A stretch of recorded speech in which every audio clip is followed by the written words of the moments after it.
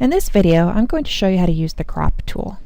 I would like for you to choose an image that you've taken from this class that either has flaws on the edges that you'd like to get rid of, like this one, or an image like this one where you'd just like to improve the way it looks by cropping off some of the excess space. Once you've chosen your photo and opened it inside Photoshop, select the crop tool, which is the fifth tool down here in the Tools panel. When I click that, I get handles on the edges of my image and little dotted lines.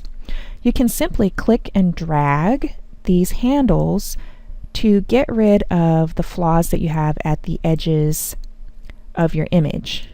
You can also click on the image and move it around inside the cropping area. If you'd like to cancel and start over again, you can hit this little button right here. So let's start over. This time I'm going to hold down Shift, and Shift makes the cropping tool remain proportionate to the size of the original photo.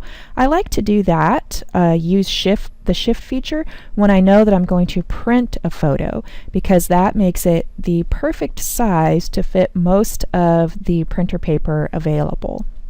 So now that this is just the way I want it, I can go ahead and click this check mark to make the changes. To make this fit on the screen so I can look at it better, I'm going to use Control-0 on the keyboard to fit the image to the screen.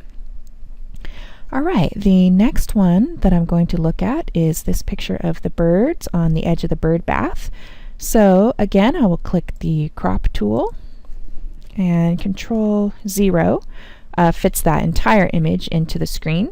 So you can see there's quite a bit of excess space, and the birds are right in the center, which is not really a good compositional technique.